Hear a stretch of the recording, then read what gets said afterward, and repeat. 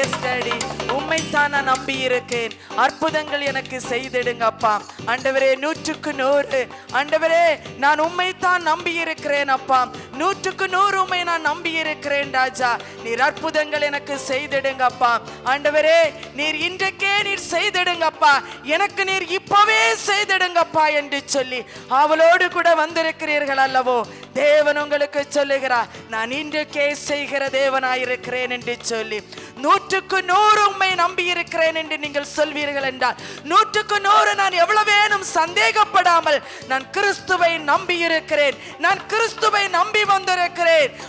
அவர் எனக்கு ஜீவ வழியை காட்டுகிறவராயிருக்கிறார் என்று சொல்லி 100க்கு 100 உண்மையே நான் நம்பி இருக்கிறேன் ராஜா. உண்மையே நான் ஆண்டவரை நம்பிக்கொண்டிருக்கிறேன். எனக்கு ஆண்டவரே வீழ்ச்சி ஏது, எனக்கு துன்பம் ஏது, எனக்கு துயரம் ஏது அப்பா, நான் உண்மையே நம்பி இருக்கிறேன் அல்லவோ. ஐயோ இதோ நான் ஆண்டவரே சோர்ந்து போகாதபடிக்கு ஆண்டவரே உம்மிலே நான் ஆண்டவரே சப்ப நினைத்திருக்கும்படியாக என்னுடைய பலன் குன்றி போகாதபடிக்கு ஆண்டவரே என்னை பலப்படுத்துகிற கிறிஸ்துவினாலே எல்லாவற்றையும் எனக்கு செய்ய பலனுண்டு என்று சொல்லி அறிக்கையிட்ட பவுலை போல நாம் எழும்பி கிறிஸ்துவுக்கென்று ஓடுகிறவர்களாய், கிறிஸ்துவுக்காய் நாம் ஆண்டவரை பணி செய்கிறவர்களாய் நாம் காணப்படுவோமானால் தேவன் நம் மீது அன்பு கூறுகிறவராயிருக்கிறார். தேவன் நம் மீது அன்பு கூறினால் தேவன் அருளுன எல்லா ஆசீர்வாதங்களும் 100க்கு 100 உங்களுக்கு அவர் கொடுக்கிறவராயிருக்கிறார். ஹல்லேலூயா. எத்தனை ஆச்சரியமான விஷயம். தேவன் நமக்காக எல்லாவற்றையும் கொடுக்கிறவராயிருக்கிறார். ஓசன்னா பாடுவோம் இயேசுவின் தாசரே, மைந்தனுக்கு ஓசன்னா ஓசன்னா பாடுவோம் இயேசுவின் தாசரே, உன்னதத்திலே தாவீது மைந்தனுக்கு ஓசன்னா. எவ்வளவு அழகாக அவர் பாடுகிறார் இல்ல, உன்னதத்திலே ஓசன்னா என்று சொல்லி. உன்னதத்திலே இருக்கிற தேவனுக்கு ஓசன்னா, தாவீதின் மைந்தனுக்கு ஓசன்னா என்று பாடி அவருடைய சிலுவையின் பாடுகளை நாம் தியானித்து உயிர்த்தெழுதலை கண்டு உயிர்த்தெழுதலுடைய கிறிஸ்துவனுடைய அனுபவத்துக்குள்ளாக நாம் ஒவ்வொருவரும் ஓடி ஒளிந்து கொள்ளுகிறவராயிருக்கிறோம். ஹல்லேலூயா. தேவனோடு கூட இணைகிற இந்த நேரத்திலே கர்த்தாவே நீர் எங்களை மறைத்து நீர் வெளிப்படுவீராக தேவன் அப்பா.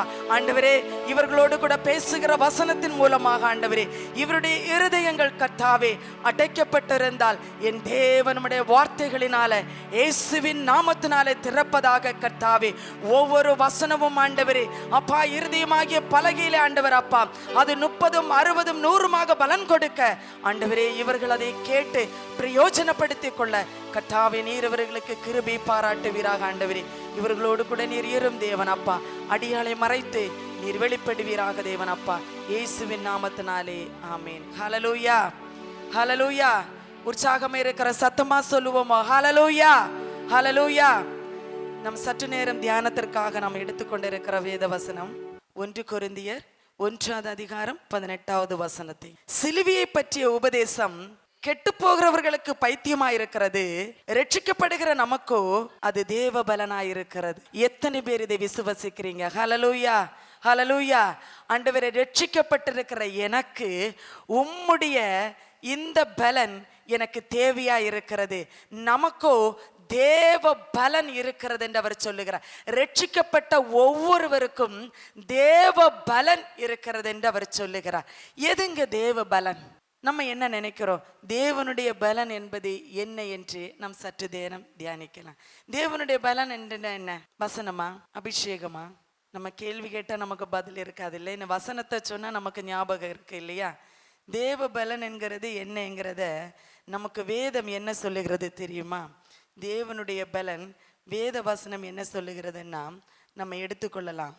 அப்போஸ்தலர் 1:8 ஒருவர் வாசிக்கலாம். பரிசுத்த ஆவியானவர் வரும்பொழுது நீங்கள் பலன் அடைந்து எருசலேமிலும் யூதேயா முழுவதிலும் சமாரியாவிலும் பூமியின் கடைசி பரியந்தமும் எனக்கு சாட்சிகளாயிருப்பீர்கள். அப்ப தேவ பலன் என்பது என்ன?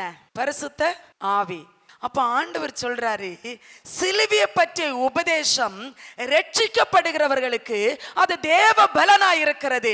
தேவ பலன் என்பது அவருடைய ஆவியானவரால் வருகிறது என்று, அவருடைய ஆவிதான் தேவ பலன் என்று அப்போஸ்தலர் நடபடிகளிலே அவர் சொல்லி இருக்கிறார். பாருங்க, அப்போஸ்தலர் 1 அதிகாரம் 8 வசனம் சொல்லுகிறது, பரிசுத்த ஆவியானவர் நம்மிடத்தில் வரும் பொழுது நாம் பலன் கொண்டு பூமியின் கடைசி பரியந்தம் வரைக்கும் நாம் அவருக்கு சாட்சிகளாய் இருப்போம் என்று சொல்லி, நாம் அவருக்கு சாட்சியாய் இருக்கிறபடினதானே இந்த இடத்துல அவரை ஆராதிக்க கூடி இருக்கிறோம். அப்படித்தானே?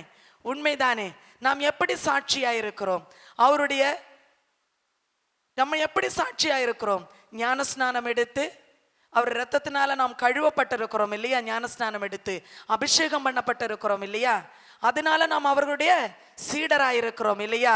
அப்ப நாம் அவருக்கு சாட்சிகளா இருக்கிறோம் என்றால் அவருடைய தேவ பலத்தினால மட்டும்தான் சாட்சியா இருக்க முடியும் என்று வேதம் சொல்லுகிறது. நாம் சாட்சி பரிசுத்த தேவ ஆவியினால பலன் கொண்டு நாம் சாட்சிகளா இருக்கிறோமா?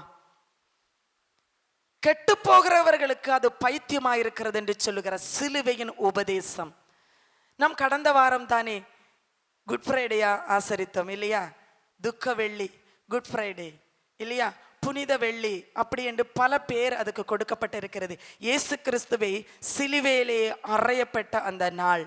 அப்ப இந்த சிலுவையின் உபதேசம் என்பது கெட்டு போகிறவர்களுக்கு அது பைத்தியம்தான்.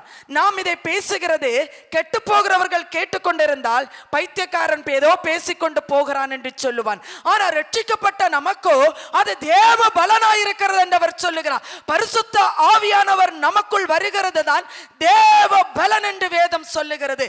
அந்த ஆவியை நாம் பெற்றுக்கொண்டோமானால் நாம் தேவ பலன் அடைந்திருக்கிறோம் என்று சொல்லி அர்த்தமா? அப்ப அந்த ஆவியானவரை நாம் பெற்றுக்கொண்டிருக்கிறோமா? இந்த பரிசுத்த ஆவியானவர் எதற்கு அடையாளமாயிருக்கிறார்? இந்த பரிசுத்த ஆவியானவர் எதற்கு அடையாளமாயிருக்கிறார் தெரியுமா? நமக்கு தெரியுமா? பரிசுத்த ஆவியானவர் எதற்கு அடையாளமாயிருக்கிறார்? எதற்காக பரிசுத்த ஆவியானவர் நமக்குள் வந்திருக்கிறார் என்று நமக்கு தெரியுமா? நம்ம வேதத்தில் இப்ப சொன்னது போல ரட்சிக்கப்படுவதற்கு அவர் தேவ பலனாய் வந்திருக்கிறார் என்று நீங்க சொல்லலாம். இந்த வசனத்தின் பிரகாரம் பரிசுத்த ஆவியானவர் எதற்கு ஒப்புமையார்? எதற்காக வந்திருக்கிறார்? எதற்காக நமக்கு கொடுக்கப்பட்டிருக்கிறார்? எதற்கு ஆவியானவரை நமக்கு கொடுத்திருக்கிறார்? நமக்கு தெரியாது இல்லையா? எதுக்கு பரிசுத்த ஆவியானவரை நமக்கு கொடுத்திருக்கிறார் என்று நம்ம எடுக்கலாம். எபேசியர் 4:30 நம்ம வாசிக்கலாம். எபேசியர் 4:30.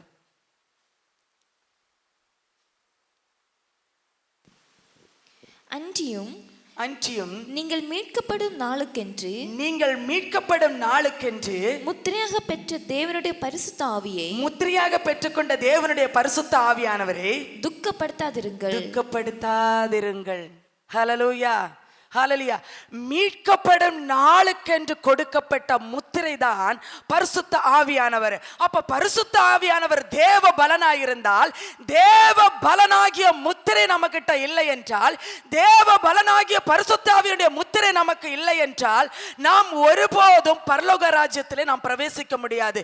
மீட்கப்படும் நாளுக்கென்கிற முத்திரையான ஆவியை நமக்கு கொடுக்கப்பட்டிருக்கிறது.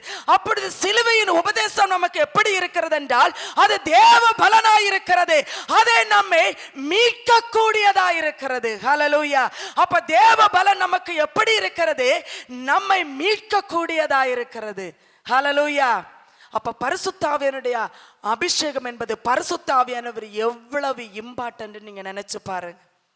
நம்ம நினைக்கிறோம் பெந்தேகோஸ்துகாரர்களே நம்ம எல்லோரும் உலகத்தான் அப்படி படிப்பார்கள் இல்லையா? அவங்க ஆவியில நிறைஞ்சிருக்கிறாங்க, ஆவியில துள்ளுறாங்க பாருங்க அப்படின்னு சொல்லி பரிகசிப்பார்கள் இல்லையா? ஆனா வேதம் என்ன சொல்லுது? மீட்கப்படும் நாளுக்கு என்று கொடுத்திருக்கிற அந்த முத்திரையாவி ஆவியானவர் என்ன படுத்தக்கூடாதுன்னு கடைசியில் சொல்லியிருக்கு, துக்கப்படுத்தாதிருங்கள் என்று சொல்லி. நாம் பரிகசிப்போம் என்றால் கைகளை தட்டி ஆவியிலே நிறைவேறுகளை எப்படி அவருக்கு நிறைகிறாங்க? தேவ பலத்துல நிறைகிறாங்க.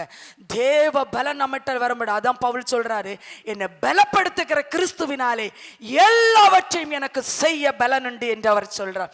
என்னை பலப்படுத்துகிற கிறிஸ்துவர், உயிர்த்தெழுந்த கிறிஸ்துவனுடைய ஆவி உனக்குள் இல்லை என்றால் நீ மீட்கப்பட முடியாது. ஆனா நம்ம என்ன நினைக்கிறோம்? நம்ம ரட்சிப்படைந்துட்டோம் என்று சொல்லுகிறோம். நாம் ரட்சிப்படைந்தோம் என்றால் பரிசுத்த ஆவியானவர் நிச்சயமா நமக்குள்ள இருப்பார். வேதவசனம் அதானே சொல்லுது, ரட்சிக்கப்படுகிறவருக்கோ அது தேவ பலனாய் இருக்கிறது சிலுவையின் உபதேசம் என்பது. சிலுவையில் அவர் நமக்கு என்ன கொடுத்தாரு? அவர் மரித்து நமக்கு மீட்பை கொடுத்திருக்கிறார் இல்லையா? நம்முடைய பாவத்திற்காக அவர் மரித்து நமக்கு மீட்பை கொண்டு வந்திருக்கிறார் சிலுவையிலே. அந்த மீட்பு என்பது இந்த பரிசுத்த ஆவியானவர் என்று வேதம் குறிப்பிட்டிருக்கிறது. அப்ப அவருடைய உயிர்த்தெழுந்த ஆவி என்னதா இருக்கிறது? மீட்கப்படும் நாளுக்கு என்கிற முத்திரையான ஆவியா இருக்கிறது. நாம் இதை சிந்திக்கிறோமா? மீட்கப்படுகிற இந்த ஆவியை குறித்து உயிர்த்தெழுந்த கிறிஸ்துவனுடைய பண்டிகை நாம் கொண்டாடணும் இல்ல, ஈஸ்டர் பண்டிகை. நாம் யாராவது நம்முடைய இருதயத்திலே இதை நாம் சிந்திக்கிறோமா? நாம் இதை செயல்படுத்துகிறோமா? ஆனா நம்ம என்ன நினைக்கிறோம்னா, நம்முடைய வாழ்க்கையில் அற்புதம் வேணும், அடையாளம் வேணும், சுகம் வேணும், பலன் வேணும், எல்லாம் வேணும். ஆனா இந்த இயேசு கிறிஸ்து உயிர்த்தெழுந்த கிறிஸ்துவனுடைய ஆவி நமக்குள் இருக்கிறது என்பதை நாம் யாரும் உணர்கிறதில்லை இல்லையா? இந்த நீதியை நடப்பிக்கிற இந்த பரிசுத்த ஆவியானவர் நமக்குள்ள ஒரு நீதியை நடப்பிக்கிறார் பாருங்க. அது எப்படி என்றால் தீத்து 3:5 நம்ம வாசிக்கலாம். தீத்து 3:5 நம்ம வாசிக்கலாம்.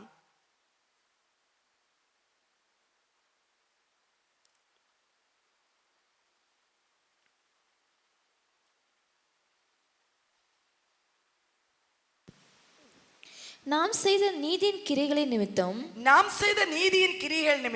அவர் தம்மை ரட்சியாமல் தமது இரக்கத்தின்படியே மறுஜென்ம முழுக்கினாலும் பரிசுத்த ஆவியினுடைய புதிதாக்கலினாலும்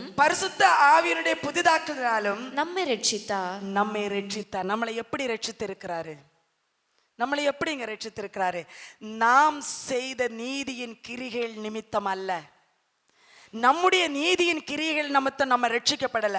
அவர் சொல்றார், சிலுவையின் உபதேசம் ரட்சிக்கப்படுகிறவருக்கு தேவ பலனாய் இருக்கிறது என்று சொல்லி நாம் நினைக்கிறோம் நம்முடைய நீதியின் பிரகாரம் நம்மை அவர் ரட்சித்திருக்கிறார். அப்படி இல்லை, தமது இரக்கத்தின்படி மறுஜென்ம முழுக்காகிய பரிசுத்த ஆவியானவருடைய பரிசுத்த லாக்குதலின் நிமித்தம். அப்ப யார் நம்மளை பரிசுத்தமாக்குறாரு? பரிசுத்த ஆவியானவர். ஹல்லேலூயா. யார் நம்மளை பரிசுத்தமாக்குறாரு? பரிசுத்த ஆவியான தேவனுடைய ஆவி நம்மளை பரிசுத்தமாக்கி கொண்டிருக்கிறது. ஆனா நாம நினைக்கிறோம் நாம பரிசுத்தமாய் வாழ்றோம்னு இல்லையா? நம்ம பொய் சொல்லல, நம்ம களவு செய்யல, நம்ம மற்றவங்களுக்கு துன்பப்படுத்தல, நம்மளை மற்றவங்க வேதனைப்படுத்தல, நாம யாருக்கும் ஒரு இடரலாய் நாம இல்லை. அந்த நீதி நிமித்தம் ஆண்டவர் என்னை ரட்சித்திருக்கிறாரு, நான் செய்த நன்மை நிமித்தம் என்னை ரட்சித்திருக்கிறாருன்னு நம்ம நினைக்கிறோம். ஆனா ஆண்டவர் சொல்றாரு பாருங்க, நம்முடைய நீதி நிமித்தம் நம்ம ரட்சிக்கப்படலைன்னு. ஹல்லேலூயா. நம்முடைய நீதி நிமித்தம் நம்ம ரட்சிப்புக்குள்ள அவர் கொண்டு வரல. அவர் எப்படி கொண்டு வர? தமது இரக்கத்தின்படி, தேவனுடைய இரக்கத்தின்படி மறுஜென்ம முழுக்காகிய. நம்ம ஞானஸ்நானம் எடுத்திருக்கிறோம் இல்லை? எதனால ஞானஸ்நானம் எடுத்திருக்கிறோம்? ஜலத்தினால ஞானஸ்நானம் எடுத்திருக்கிறோம். ஆனால் யோவான் என்ன சொன்னாரு?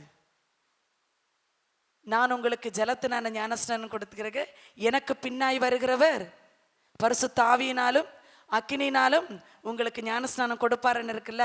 இந்த பரிசுத்த ஆவியினுடைய முழுக்கினால, அவருடைய பரிசுத்தத்தினால நாம் பரிசுத்தமாக்கப்படுகிறோம். அப்ப எவ்வளவு இம்பார்ட்டன்ட்னு பாருங்க. இந்த சிலுவையின் உபதேசம், நாம் சிலுவையில் அறையப்பட்ட கிறிஸ்துவனுடைய உபதேசம் எவ்வளவு முக்கியமாய் நம்முடைய வாழ்க்கையில இருக்கிறது பாருங்க. நாம நினைக்கிறோம் நம்முடைய நீதி நிமித்தம், நம்முடைய நியாயத்து நிமித்தம் நமக்கு சரி கட்டப்படுகிறது என்று. இல்லை, அவர் நமக்கு கொடுத்த ரட்சிப்பு நிமித்தம், அவர் நமக்கு கொடுத்த பரிசுத்த ஆவியானவர் நிமித்தம் நாம் ரட்சிப்படைகிறோம். நாள்தோறும் நம்மளை அவர் புதிதாக்குகிறார், நாள்தோறும் நம்மளை பரிசுத்தப்படுத்துகிறார். அது ஆண்டவர் சொல்றார் பாருங்க, சிலுவையை பற்றிய உபதேசம் அவர் கெட்டு போகிறவர்களுக்கு இது பைத்தியமா தான் இருக்கும். நாமளும் நீங்களும் கெட்டு போகிறதுக்கு இங்க வந்திருக்கிறோமா? இல்ல. நம்முடைய ஆத்துமா கெட்டு போகிறதுக்காக நம்ம இங்க வந்திருக்கிறோமா? இல்ல. நம்முடைய ஆத்துமா என்ன பண்ணணும்? ரட்சிப்படையணும் இல்லையா? அந்த ரட்சிப்புக்கு தான் அவர் சொல்றாரு, தேவ பலன் இருந்தாதான் அந்த ரட்சிப்புக்குள்ள நம்ம வர முடியும் என்று சொல்லி. அப்ப பரிசுத்த ஆவியானவருடைய பலன் இல்லாம நம்ம மீட்கப்பட முடியாது. அந்த மீட்பு வேண்டும் என்றால் நாம் பரிசுத்த ஆவியானுடைய ரட்சிப்புக்குள்ள அனுதினமும் நடத்தப்படக்கூடியவர்களாய் நாம் இருக்க வேண்டும். ஹல்லேலூயா, ஹல்லேலூயா. நாம் இந்த இடத்துல நல்லா போங்கி நல்ல வசனத்தை பேசி நல்லா அபிஷேகம் நிரம்பி நல்லா பாடல்களை பாடி நம்ம கடந்து செல்லலாம். ஆனால் இந்த ரட்சிப்பு நமக்கு இல்லை என்றால் ஒரு நாளும் மீட்கப்பட முடியாது. பரிசுத்த ஆவியானவர், தேவ பலனாகிய பரிசுத்த ஆவியானவர் நமக்குள் இல்லை என்றால் இந்த ரட்சிப்பு முழுமையடையாது. ஹல்லேலூயா. இந்த ரட்சிப்பு முழுமையடைய வேண்டும் என்றால் நம்முடைய இந்த பரிசுத்த ஆவியானவரை ஒருபோதும் துக்கப்படுத்தாதபடிக்கு நாம் தேவ பலன் மேல் தேவ பலன் அடைந்து ஒவ்வொரு நாளும் புது பலன் அடைந்து தேவனுடைய கிரியைகளை செய்கிறவர்களாய் நாம் காணப்பட வேண்டும். தேவனுடைய ராஜ்யம் புசிப்பிலும் குடிப்பிலும் இல்லை. தேவனுடைய ராஜ்யம் புசிப்பிலும் குடிப்பிலும் இல்லை. நீங்கள் வாசித்து பாருங்கள், ரோமர் 14:17 நீங்கள் வாசித்து பார்த்தீங்களா? ரோமர் 14:17 ஒருவர் வாசிக்கலாம். உங்கள் நன்மை தூஷிக்கப்பட இடக்கூடாதிருங்கள். தேவனுடைய ராஜ்யம் புசிப்புக்கும் குடிப்பும் அல்ல, அது நீதியும் சமாதானமும் பரிசுத்த ஆவியினால் உண்டாகும் சந்தோஷமா இருக்கிறது. ஹல்லேலூயா.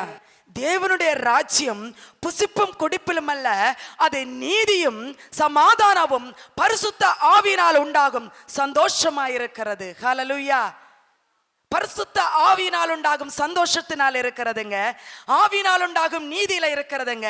ஆவியினால் உண்டாகும் சமாதானத்தில் இருக்கிறது. அப்ப நாம எங்க போறதுக்காக நாம இங்க வந்திருக்கிறோம்? தேவனுடைய ராஜ்யமாகிய பரலோக ராஜ்யத்துக்கு இல்லையா? அவர் அப்ப தேவன் சொல்றாரு, சிலுவையின் உபதேசம் ரட்சிக்கப்படுகிறவர்களுக்கு தேவ பலனாயிருக்கணும். இந்த தேவ பலன் பரிசுத்த ஆவியாயிருக்கிறது. இந்த பரிசுத்த ஆவியானவர் தான் நம்மளை நடத்துகிறவராயிருக்கிறார் என்று சொல்லி. அப்ப தேவனுடைய ராஜ்யம் எதுல இல்ல? புசிப்பிலையும் குடிப்பிலையும் இல்ல, அது நீதியிலையும் சமாதானத்திலையும் சந்தோஷத்திலையும் இருக்கிறது என்று சொல்லுகிறார். நம்முடைய வாழ்க்கை நீதியிலையும் சந்தோஷத்திலையும் சமாதானத்திலையும் இருக்கிறதா? நம்முடைய வாழ்க்கை சிலுவையின் உபதேசத்தில் இருக்கிறதா? நம்முடைய வாழ்க்கை தேவ பலன்ல இருக்கிறதா?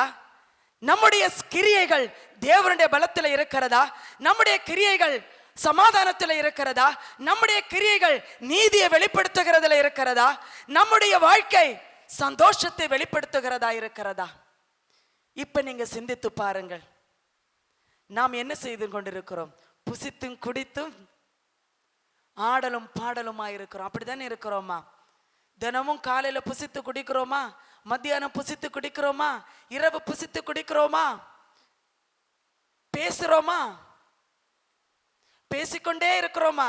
ஃப்ரெண்ட்ஸுங்க 2 பேர் சேர்ந்து என்ன பண்ணுவீங்க அம்மா? ஏதாவது ஒரு விஷயத்த பேசிக்கிட்டே இருப்பீங்க, அப்படிதானே? ஆனா சிலுவையின் உபதேசம் அது அல்ல.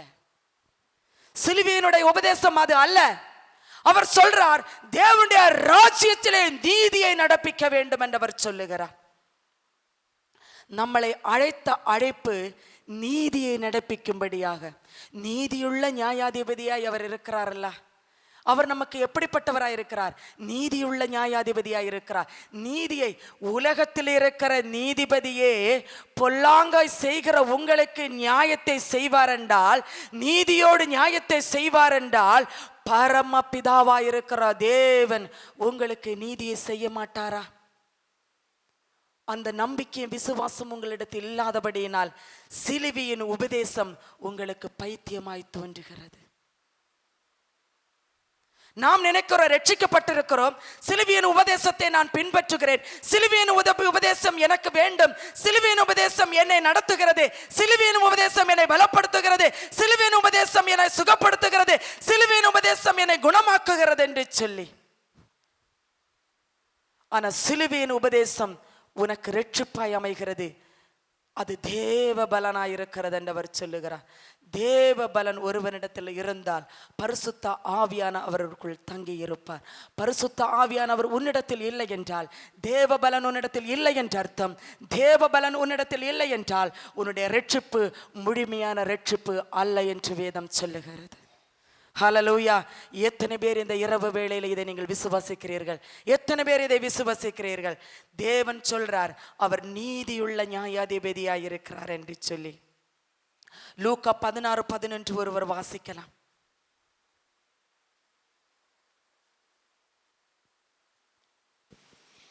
அநீதியான உலக பொருளை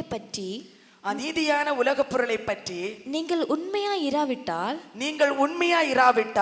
யார் உங்களை நம்பி உங்களிடத்தில் மெய்யான பொருளை ஒப்புவிப்பார்கள்? யார் உங்களை நம்பி மெய்யான பொருளை ஒப்புவிப்பார்? இந்த வசனத்தினுடைய ஆழங்கள் எத்தனை பேருக்கு புரிந்தது? அநீதியான உலக பொருளை பற்றி நீங்கள் உண்மையுள்ளவர்களாய் இல்லாவிட்டால், இந்த உலகம் அநீதி நிறைந்ததுங்க. இந்த உலகம் நீதி நிறைந்ததில்ல, அநீதி நிறைந்தது. இந்த அநீதி நிறைந்த உலகத்தில் இருக்கிற இந்த பொருளுக்கு நீ உண்மையா இல்லாவிட்டால் யார் உங்களை நம்பி மெய்யான பொருளை கொடுப்பார்? யார் உங்களை நம்பி மெய்யான காரியத்தை உங்களுக்கு செய்வார்? யார் ஒப்பு கொடுப்பார்? இதற்காக தாங்க அழைக்கப்பட்டிருக்கிறோம். இந்த உலகத்தில், அநீதி நிறைந்த உலகத்தில் எதற்கு உனக்காக ஒரு கணவரை ஒப்பு கொடுத்திருக்கிறார் தெரியுமா? எதற்காக பிள்ளைகளை உங்க கருத்தில் ஒப்பு கொடுத்திருக்கிறார் தெரியுமா? எதற்காக விசுவாசிகளை உங்கள் கருத்தில் ஒப்பு கொடுத்திருக்கிறார் தெரியுமா? எதற்காக பக்கத்து வீட்டில் இருக்கிற சக தோழிகளை உங்களுக்கு கொடுத்திருக்கிறார் தெரியுமா? எதற்காக உற்றார் உறவினர்களை உங்களுக்கு கொடுத்திருக்கிறார் தெரியுமா? அநீதியுள்ள இந்த உலகத்திலே நீங்க அவர்களுக்கு உண்மையாய் இராவிட்டால் மெய்யான ஆசீர்வாதத்தை, மெய்யான பரலோக ராஜ்யத்தினுடைய சந்தோஷத்தை உங்களுடைய கரத்திலே எப்படி அவர் ஒப்புவிப்பார் என்று அவர் கேட்கிறார். ஆனா நாம நினைக்கிறோம் தேவனுடைய நீதியை நாம் நடப்பிக்கிறோம் என்று சொல்லி, தேவனுடைய நீதியை நாம் நடப்பிக்கிறோம் என்று சொல்லி. இந்த உலகத்துக்கு நீ கரெக்டாய் உண்மையா இல்லாவிட்டால், உன் புருஷனுக்கு நீ உண்மை இல்லை, உன் தாய் தகப்பனுக்கு நீ உண்மை இல்லை, உன் சகோதரனுக்கு நீ உண்மை இல்லை, உன் சகோதரிக்கு நீ உண்மை இல்லை, உன்னுடைய உற்றார் உறவினர்களுக்கு நீ உண்மையா இல்லை, உன்னுடைய மேற்பர்களாய் இருக்கிற ஆலயத்தில் இருக்கிற வேதபாரர்களுக்கு நீ உண்மையா இல்லை, இப்படி நீ அநேக காரியத்திற்கு நீ உண்மையா இல்லாத இருக்கிற உன்னிடத்தில் பரமபிதா மெய்யா இருக்கிற உண்மையான பரலோக ராஜ்யத்தினுடைய ஆளுகையை எப்படி உனக்கு கொடுப்பார்?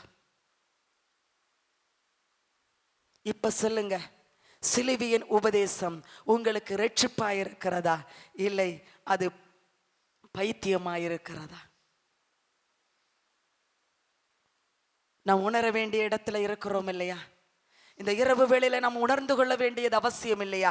சிலுவையை பற்றி உபதேசம் கெட்டு போகிறவர்களுக்கு பைத்தியமாயிருக்கிறோம். அப்ப நம்ம இந்த இடத்துல சிந்திக்கணும், நம்ம கெட்டு போக கொண்டிருக்கிறோமா இல்லை ரட்சிக்கப்பட்டு கொண்டிருக்கிறோமா? இதுதாங்க 2 கேள்வி இன்றைக்கு. நீ கெட்டு போய் கொண்டிருக்கிறாயா, ரட்சிக்கப்பட்டு கொண்டிருக்கிறாயா என்று. நீ கெட்டு போய் கொண்டிருக்கிறாய் என்றால் சிலுவையின் உபதேசம் உனக்கு பைத்தியமாய் தோன்றும். நீ இந்த உலகத்துக்கு, இந்த அநீதி நிறைந்த உலகத்தில் இருக்கிற பொருள்களுக்கு நீ உண்மையா இல்லை என்றால் மெய்யான உண்மையுள்ள காரியத்தை எப்படி தேவன் உன்னுடைய கரத்திலே ஒப்பு கொடுப்பார்? மீட்கப்படும் நாளுக்கு என்கிற முத்திரையான பரிசுத்த ஆவியானவரை நீ அனுதினமும் துக்கப்படுத்தி கொண்டிருக்கிறாய், அனுதினமும் நீங்கள் வேதனைப்படுத்தி கொண்டிருக்கிறீர்கள், அனுதினம் அவரை துன்பப்படுத்தி கொண்டிருக்கிறீர்கள். எப்படி நான் துன்பப்படுத்தினேன், நான் எவரை எப்படி துக்கப்படுத்தினேன் என்று கேட்கிறாய். நீ உன்னுடைய புருஷனுக்கு நீ கீழ்ப்படியாமல் இருக்கும் போது, உன் மனைவியை நீ சந்தோஷப்படுத்தாமல் இருக்கும் பொழுது, உன் மனைவிக்கு தேவையான காரியத்தை நீ செய்யாமல் இருக்கும் பொழுது, உன்னுடைய பிள்ளைகளை நீ கோபப்படுத்தும் பொழுது, நீ உண்மையுள்ளவளாய் இராமல் அநீதி நிறைந்தவளாய் இருக்கிறாய். நீ கெட்டு போய் கொண்டிருக்கிறாய். ஆண்டவர் சொல்லுறார், துரிதமாய் செயல்படு என்று சொல்லி நீ மீட்கப்படுகிற நாளுக்கு என்கிற முத்திரையான பரிசுத்த ஆவியானவரை பெற்றுக்கொண்டு நீ ரட்சிப்படைய வேண்டும். தேவ பலனிலே நீ நாளுக்கு நாள் விருத்தி அடைய வேண்டும். தேவ பலனிலே நீ விருத்தி அடைந்தால் தான் பரலோக ராஜ்யம் உன்னுடைய புசிப்பிலும் குடிப்பிலும் பேச்சிலும் அல்ல, அது நீதியிலையும், அது சமாதானத்திலையும், அது சந்தோஷத்திலையும் இருக்கிறது என்று சொல்லுகிறார். நீங்க நீதி உள்ளவர்களா இருக்கிறீங்களாங்க? நீங்க நீதி உள்ளவர்களா இருக்கிறீங்களா? நீதியா நீங்க நியாயத்தை செய்யறீங்களா? 5 பேர் இருக்கிற இடத்துல ஒருவர் தான் நல்ல அன்பா நீங்க நேசிப்பீங்க. மற்றவர்களிடத்தில் அதே அன்பாய் நீங்கள் நேசிக்க முடிகிறதா? முடிகிறதா அம்மா? ஒரு ஃப்ரெண்டு தான் எனக்கு இருக்குன்னு சொல்றீங்க, மற்ற 5 பேரையும் ஒரே போல உன்னால பார்க்க முடிகிறதா அம்மா? உங்களால பார்க்க முடிகிறதா அம்மா? சிலுவையினுடைய உபதேசத்தை கேட்கதானே நாம் ஆலயத்துக்கு வந்திருக்கிறோம். என் கணவர் ரட்சிக்கப்படலைன்னு சொல்றீங்கல்ல, என் பிள்ளை துன்மார்க்கத்துல இருக்கிறான்னு சொல்றீங்கல்ல, என் தகப்பன் இன்னும் ரட்சிக்கப்படவில்லை என்று சொல்றீங்கல்ல, என் குடும்பத்தார் இன்னும் ரட்சிக்கப்படவில்லை என்று சொல்லுகிறீங்கல்ல, என் மகள் இன்னும் ரட்சிக்கப்படவில்லை என்று நீங்க சொல்லுகிறீங்கல்ல. ரட்சிப்பு என்பது எது? புசிப்பிலையும் குடிப்பிலையும் இல்லைங்க. அது பரிசுத்த ஆவியானவர் அனுதினம் நமக்குள் நடத்துகிற ஒரு ப்ராசஸ். தினந்தோறும் ரட்சிப்புக்குள்ள நடத்துகிற ஒரு ப்ராசஸ். நம்ம நினைக்கிறோம் ஞானஸ்நானம் எடுத்த உடனே ரட்சிப்பு முடிந்து போயிற்று என்று, அப்பத்தையும் ரசத்தையும் பானம் பண்ண உடனே ரட்சிப்பு முடிந்து போயிற்று என்று சொல்லி மரண பரியந்தம் இதை பின்தொடர்கிறவன் மட்டும்தான், மரண பரியந்தம் நிலைத்து நிற்பவன் மட்டும்தான் ரட்சிக்கப்படுவான் என்று வேதம் சொல்லுகிறது. அப்ப இந்த சிலுவையின் உபதேசத்திலே நாம் கேட்கிற நாம் அனுதினமும் கெட்டு போய் கொண்டிருக்கிறோமோ, அனுதினம் ரட்சிக்கப்பட்டு கொண்டிருக்கிறோமோ? ரட்சிக்கப்பட வேண்டிய இடத்துல இருக்கிற நாம் இதுவரைக்கும் நாம் அதை செய்யவில்லை என்றால் இன்று முதலே நீங்கள் நினைத்துக் கொள்ளுங்கள், மீட்கப்படுகிற நாளுக்கு என்கிற முத்திரையான பரிசுத்த ஆவியானவரை பெற்றுக்கொண்டு நீங்கள் நீதியின் மேல் நீதி செய்து சமாதானத்தின் மேல் சமாதானத்தை நாடி நீங்கள் சந்தோஷத்தோடு கூட, எப்பொழுதும் சந்தோஷத்தோடு கூட நீங்கள் காணப்பட வேண்டும். அதனால தான் அவர் யோவான் சொல்ற, எப்பொழுதும் சந்தோஷமாயிருங்கள் என்று சொல்லி, எப்பொழுது நீங்கள் சந்தோஷமாயிருங்கள் என்று சொல்லி. நீங்க கவலைப்பட்டிருப்பீங்கள் என்றால் ரட்சிப்பு உன்னிடத்தில் இல்லை என்று அர்த்தம். நீ துக்கப்படுவாய் என்றால் ரட்சிப்பு உன்னிடத்தில் இல்லை என்று அர்த்தம். பேச்சிலையும் அது புசிப்பிலையும் குடிப்பிலையும் இல்லை. பரலோகத்தினுடைய ராஜ்யத்தை தேடும்படியாக, பரலோக ராஜ்யம் வேண்டும் என்று சொல்லிதானே, தேவனுடைய ராஜ்யத்தினுடைய நீதியை நடப்பிக்கதானே நாம் ஞானஸ்நானம் எடுத்திருக்கிறோம். பாவத்துக்கு மரித்து நீதிக்கு பிழைத்திருக்கிறோம் என்று வேதம் சொல்லுகிறது. நாம் பாவத்துக்கு மரித்து நாம் நீதிக்கு பிழைத்திருக்கிறோமா? அநீதியுள்ள இந்த உலகத்திலே நாம் நீதியை நடப்பிக்கிறோமா? நம்முடைய ரட்சிப்பு எப்படிப்பட்டதா இருக்கிறது? அது தேவ பலன் அடைகிறதா? நம்முடைய ரட்சிப்பு தேவ பலன் அடைய வேண்டியதா இருக்கிறது இல்லையா? கர்த்தருக்குள் எப்பொழுதும் மனமகிழ்ச்சியாயிருங்கள் என்று சொல்லி அதே இடத்துல பாருங்கள், அந்த 1 அதிகாரம் 1 கொரிந்தியர் 1 அதிகாரம் கடைசி 31வது வசனம் இப்படியாக சொல்லுகிறது, அவரே தேவனால் நமக்கு ஞானமும் நீதியும் பரிசுத்தமும் மீட்புமானார் என்று சொல்லி. தேவன் நமக்கு பரிசுத்தமும் ஞானமும் நீதியும் மீட்புமாயிருக்கிறார் என்று சொல்லுகிறார். அப்ப இந்த மீட்பாயிருக்கிற தேவன், நமக்கு ஞானத்தை கொடுக்கிற தேவன், நமக்கு பரிசுத்தத்தை கொடுக்கிற பரிசுத்த ஆவியானவர், அவர் நம்மை மீட்கிறவராயிருக்கிறார் அல்லவோ? அவர் நம்மளை மீட்டு கொள்ள வேண்டால் ஒரு நாளும் இந்த சிலுவையின் உபதேசத்தை நாம் கண்டடைய முடியாது. இந்த சிலுவையின் உபதேசத்தை நாம் ஏற்றுக்கொண்டு சிலுவையின் உபதேசத்தின் பிரகாரம் நாம் நடக்க வேண்டும் என்றால், தேவ பலன் நமக்கு அது வர வேண்டும் என்றால், அது தேவ பலனாய் நமக்கு இருக்க வேண்டும் என்றால், நான் ஒவ்வொரு நாளும் பரிசுத்த ஆவியானுடைய அபிஷேகத்தில் பரிசுத்த ஆவியானுடைய பலனோடு கூட நாம் அனுதினமும் தேவனுடைய நீதியை நடப்பிக்கிறவர்களாய் இருக்க வேண்டும் என்று லூக்கா 16:11 நமக்கு கற்றுக் கொடுக்கிறது அல்லவோ? அவர் நமக்கு மேல நம்பிக்கை வரணுங்க. அவர் நம்ம மீது நம்பிக்கை வைக்கணும். இயேசு நம்ம மீது நம்பிக்கை வைக்கணும். நம்ம மேல நம்பிக்கை இருந்தா மட்டும்தாங்க பரலோக ராஜ்யத்தினுடைய ஆளுமை நம்மிடத்துல வரும். பரலோக ராஜ்யத்தை நாம் பெற்றுக்கொள்ள முடியும். பரலோக ராஜ்யத்தை நாம் பெற்றுக்கொள்ள வேண்டும் என்றால் வெளிப்படுத்தின விசேஷத்துல நமக்கு சொல்றாரு இல்ல, ஜெயங்கொள்ளுகிறவர் எவர்களோ அவர்களுடைய என்னவா இருப்பார்கள் என்று சொல்லி. ஜெயம் கொள்ளுகிறவர்கள் என்னவா இருப்பாங்க? ஆளுகை செய்வார்கள், அவரோடு கூட சிங்காசனத்தில் உட்கார்ந்திருப்பார்கள் என்று நமக்கு வெளிப்படுத்தின விசேஷம் நமக்கு சொல்லுகிறது. எத்தனை அதிசயமானது இல்லையா?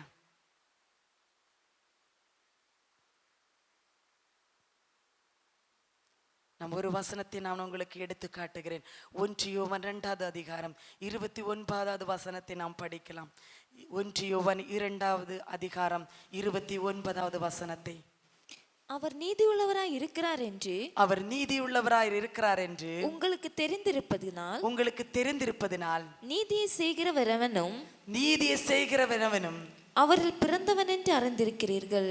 நீதியை செய்கிற எவனும் அவரில் பிறந்திருக்கிறான் என்று அறிந்திருக்கிறீர்கள். அப்ப நீதியை செய்கிற நாம் தான் அவரால் பிறக்கப்பட்டிருக்கிறோம். மற்ற எவரும் அவரால் பிறக்கப்படவில்லை. நீதி செய்தால் மட்டும்தான் உண்மையும் முத்தமுள்ள ஊழியக்காரனே, என்னுடைய ராஜ்யத்திலே நீ பிரவேசி என்று சொல்லி அவருடைய வலது வருஷத்திலே அவர் உட்கார வைத்து நீதியை நடப்பிக்கிற, நீதியை நியாயத்தை நடப்பிக்கக்கூடிய ஒரு உண்மையும் முத்தமுள்ள ஊழியக்காரனாய் உன்னை அவர் தெரிந்து கொள்ள வேண்டும் என்றால் அவர் நீதி உள்ளவராய் இருக்கிறார் என்று உங்களுக்கு தெரிந்திருப்பதினால் நீதியை செய்கிறவனும் அவர் பிறந்திருக்கிறான் என்று சொல்லுகிறார். பாருங்க யோவான். நாம் நீதியை செய்கிறவர்கள் இருந்தால் மட்டும்தான். கணவருக்கு நாம் நீதி செய்கிறவராய் இருக்கிறோமா? நீதி செய்கிறவராக இருக்கு. நீங்க நினைக்கலாம் நீதி என்றால் என்ன என்று சொல்லி. நீதி என்றால் என்ன? நம்ம நீதிமன்றத்துக்கு எதற்காக போகிறோம்? நீதிமன்றத்திற்கு எதற்கு போகிறோமா? நாம் செய்கிற தவறுகளுக்கு, நாம் செய்கிற தப்புக்கு, நாம் செய்கிற தவறுகளை தண்டனை கொடுக்கும்படியாக, இல்லை என்றால் நாம் செய்கிறது தவறு இல்லை என்று சொல்லி அதை ப்ரூஃப் பண்ணுகிற இடம். நாம் செய்கிற தண்டனை செய்தாயிற்று என்றும் செய்யவில்லை என்றும் அந்த இடத்துல ப்ரூஃப் பண்ற இடம்தான் நீதிபதி. அந்த நீதிபதி இருக்கிற இடத்துல அந்த நீதிமன்றத்துக்கு நாம் போக வேண்டும் என்றால் நீதி உள்ளவர்களாய் இருக்க வேண்டும் என்று அவர் சொல்லுகிறார்.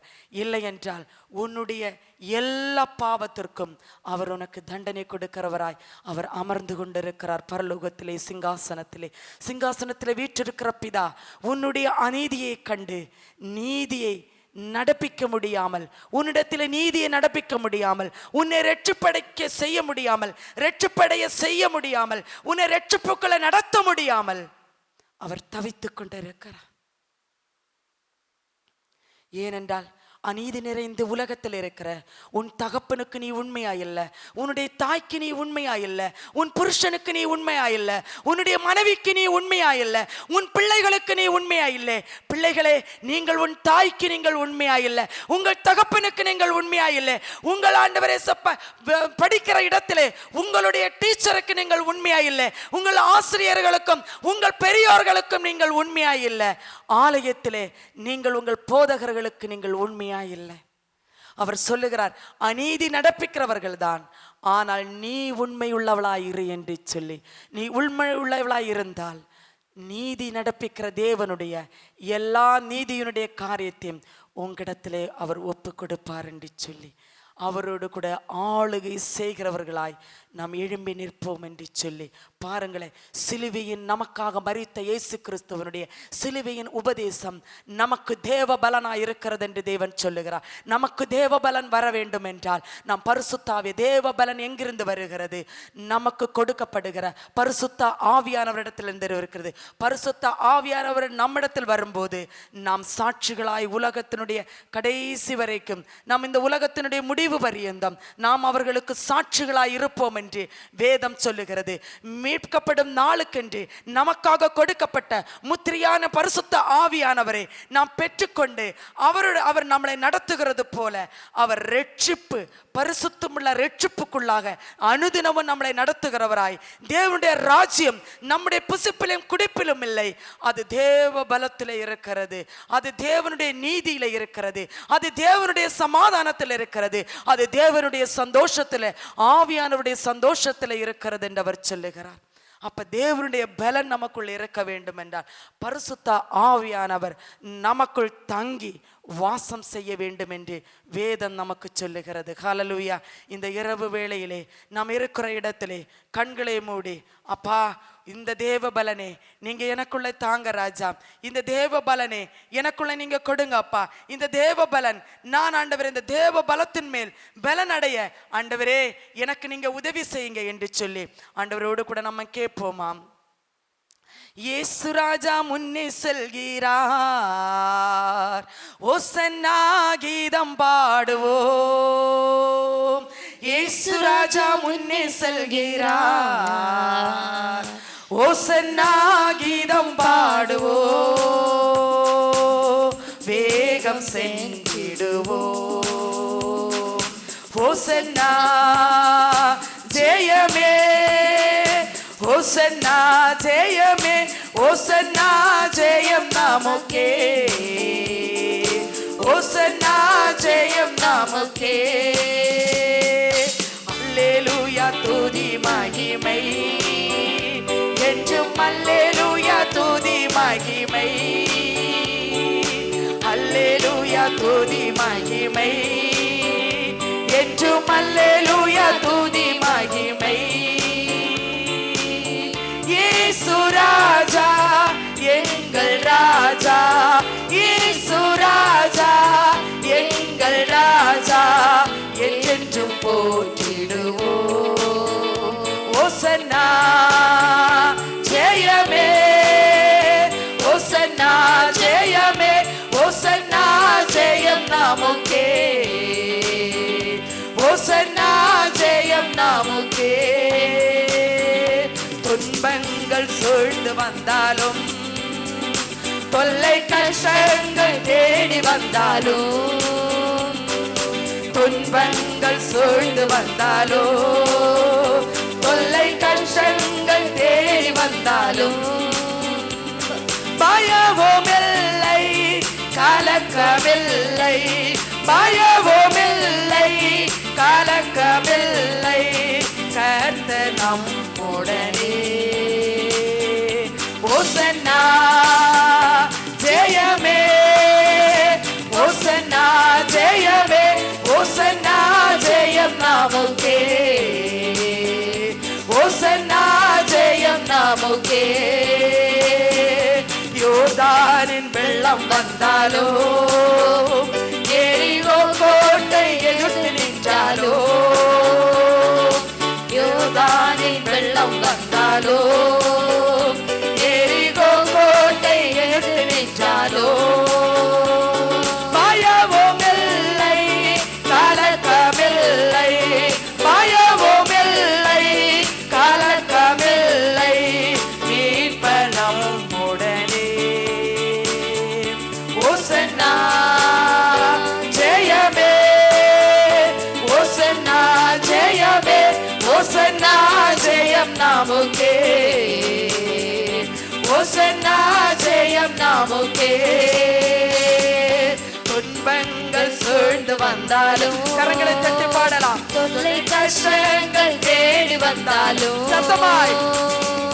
துன்பங்கள் சூழ்ந்து வந்தாலோ, தொல்லை கஷ்டங்கள் தேடி வந்தாலோ, பயவுமில்லை கலக்கமில்லை, பயவுமில்லை கலக்கமில்லை, கர்த்தர் நம்முடனே. ஓசன்னா ஜெயமே, ஓசன்னா ஜெயமே, ஓசன்னா ஜெயம் நமக்கே,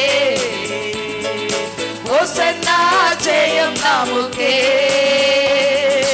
யோர்தானின் வெள்ளம் வந்தாலோ, எரிகோ கோட்டை எதிர்த்து நின்றாலோ, யோர்தானின் வெள்ளம் வந்தாலோ, எரிகோ கோட்டை எதிர்த்து நின்றாலோ, பயவுமில்லை கலக்கமில்லை, பயவுமில்லை கலக்கமில்லை, மீட்பர் நம்முடனே. ஓசன்னா ஜெயமே, ஓசன்னா ஜெயமே, ஓசன்னா ஜெயம் நமக்கே, ஓசன்னா ஜெயம் நமக்கே. யோர்தானின் வெள்ளம் வந்தாலோ, எரிகோ கோட்டை எதிர்த்து நின்றாலோ, யோர்தானின் வெள்ளம் வந்தாலோ, எரிகோ கோட்டை எதிர்த்து நின்றாலோ, யோர்தானின் வெள்ளம் வந்தாலோ,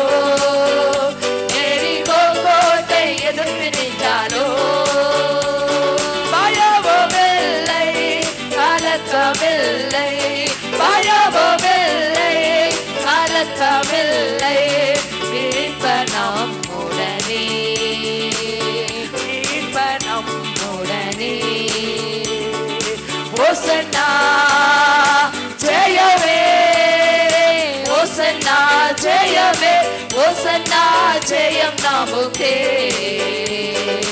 ஓசன்னா ஜெயம் நமக்கே.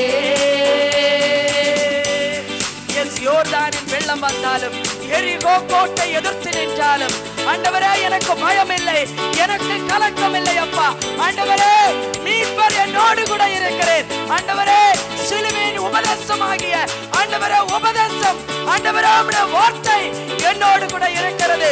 உம்முடைய ஆவியானவர் என்னோடு கூட இருக்கிறார். யோர்தானின் வெள்ளம் வந்தாலும் ஆண்டவரை எரிகோ கோட்டை எதிர்த்து நின்றாலும் ஆண்டவரே நான் பயப்படேன், நான் ஒருபோதும் பயப்படேன். துன்பங்கள் என்னை சூழ்ந்து வந்தாலும், தொல்லை கஷ்டங்கள் என்னை நேர்ந்தாலும் ஆண்டவரே உம்மை விட்டு என்னை பிரிப்பது எது? உம்மை விட்டு என்னை பிரிப்பது எது? உம்முடைய ஆவியானவர் எனக்குள்ள இருக்கிறார். உம்முடைய ஆவியானவர் எனக்குள்ள இருக்கிறார். அவருடைய ஆவி எனக்கு தேவ பலனாய் இருக்கிறது. அவருடைய ஆவியை நான் பெற்றுக் கொண்டேன் என்றால் சத்தமாய் பாடுவோமா? துன்பங்கள் சூழ்ந்து வந்தாலோ, தொல்லை கஷ்டங்கள் தேடி வந்தாலோ, துன்பங்கள் சூழ்ந்து கொண்டாலோ, தொல்லை கஷ்டங்கள் தேடி வந்தாலோ, பயமும் இல்லை கலக்கமில்லை. சத்தமா சொல்லுங்க. பயமும் இல்லை கலக்கமில்லை, கர்த்தர் நம்முடனே. ஓசன்னா ஜெயமே, ஓசன்னா ஜெயமே, ஓசன்னா ஜெயம் நமக்கே, ஓசன்னா ஜெயம் நமக்கே. எத்தனை துன்பங்கள், எத்தனை சோர்வுகள், எத்தனை வேதனைகள், எத்தனை நோய்கள், எத்தனை கண்ணீர்கள், எத்தனை பிரயாசங்கள், எத்தனை பாடுகள் என்னை தேடி வந்தால் கூட ஆண்டவரே உம்முடைய ஆவி எனக்கு முன்பாக கொடியேற்றுகிறது. உம்முடைய ஆவி ஜெயிக்க வைக்கிறது. உம்முடைய ஆவி என்னை நடத்துகிறது அப்பா என்று சொல்லி, ஆவியானவரே என்னை நீர் ஆட்கொள்ளுங்க என்று சொல்லுங்கள். ஆவியானவரே, பரிசுத்த ஆவியானவர் என்னை ஆட்கொள்ளட்டும். ஆண்டவரே நீர் என்னை ஆட்கொள்ளும். உம்முடைய ஆவி என்னை ஆட்கொள்ளட்டும். உம்முடைய ஆவி என்னை ஆட்கொண்டு நடத்தட்டும் என்று சொல்லி, ஐயோ நான் இதுவரைக்கும் பரிசுத்த ஆவியானவரை நான் பெற்றுக் கொள்ளவில்லை என்றார். ஆண்டவரே உம்முடைய ஆவியை எனக்கு தாங்க என்று சொல்லுங்க. உம்முடைய ஆவி எனக்கு தாங்க அப்பா. ஆண்டவரே இதுவரைக்கும் நான் அறிந்திருந்த சத்தியம், ஆண்டவரே இப்படிப்பட்ட சத்தியத்தை நான் அறியவில்லை அப்பா. ஆண்டவரே இதோ சிலுவையின் உபதேசம் எனக்கு ரட்சிக்கப்பட்ட எனக்கு அது தேவ பலனாயிருக்கிறது என்று. தேவ பலன் என்பது உம்முடைய ஆவி அப்பா. உம்முடைய ஆவி எனக்கு பலனாயிருக்கிறது. என்னுடைய மாம்ச சரீரத்தில் இருக்கிற ஆவி போய் தேவ ஆவியினால் நிரப்பப்பட வேண்டும். என கருமையான தேவனுடைய ஜனமே, உன்னுடைய உள்ளார்ந்த மனிதனிலே, உன்னுடைய சரீரத்திலே, பாவ சரீரத்திலே இருக்கிற உன்னுடைய சுய நீதியாய் இருக்கிற உன்னுடைய சுய ஆவியை வெறுத்து பரிசுத்த ஆவியானவரை விரும்பிக் கொள்ளுங்கள். நீங்கள் எந்த ஆவியினால் நடத்தப்படுகிறீர்கள்? ஆண்டவரே மனிதனுடைய ஆவியினாலே நீங்கள் நடத்தப்படுவீர்கள் என்றால் அவர்கள் மாம்சத்துக்கேற்றவாறு தான் நடப்பார்கள். அதே பரலோக ராஜ்யத்தினுடைய பரிசுத்த ஆவியானவரால் நீங்கள் நடத்தப்படுவீர்கள் என்றால் தேவனுடைய ராஜ்யத்தை குறித்தான காரியங்களை அவர் அறிந்து அவர் உங்களை நடத்துகிறவராயிருக்கிறார். உம்மை நன்றியோடு கூட துதிக்கிறோம் ராஜா. இந்த இரவு வேளையிலே எங்களோடு கூட நீர் பேசினதுக்காக உமக்கு நன்றி செலுத்துகிறோம் ஆண்டவரே. சிலுவையின் உபதேசம் ரட்சிக்கப்படுகிற எங்களுக்கு ஆண்டவரே அது தேவ பலனாயிருக்கிறது ஆண்டவர் அப்பா. கெட்டு போகிறவர்களுக்கு அது பைத்தியமாயிருக்கிறது. நாங்கள் கெட்டு போகிறவர்களா இருக்கிறோமோ இல்லை நாங்கள் ரட்சிக்கப்பட்டவர்களா இருக்கிறோமா என்பதை இந்த இரவு நாங்கள் அலசி பார்த்து ஆண்டவரே நான் கெட்டு போகிறவளா இருந்தால் என்னை ஆண்டவரே நீர் மீட்டுக் கொள்ளும் ஆண்டவரே. என்னை ரட்சிப்பிலே நடத்தும் ஆண்டவரே. உம்முடைய ஆவி எனக்கு தந்தருளே என்னை மீட்டுக் கொள்ளுவீராக ஆண்டவரே. என்னை மீட்டுக் கொள்வீராக அப்பா. ஆண்டவரே நீர் எங்களை மீட்டுக் கொள்ளுகிறதுக்காக உமக்கு நன்றி செலுத்துகிறோம். எல்லா ஆண்டவரே சப்பா அப்பா எல்லா கூடுகையும் பிள்ளைகளோடு கூட நீங்க இருங்க தேவன் அப்பா. எங்களை கொண்டு வந்த தேவனுக்கு நாங்கள் நன்றி செலுத்துகிறோம் கர்த்தாவே. எல்லா துதிக்கான மகிமை உமக்கு ஒருவருக்கே எடுத்துக்கொண்டு இயேசு நாம ஜெபத்துக்குள்ள நல்ல பிதாவே, ஆமென்.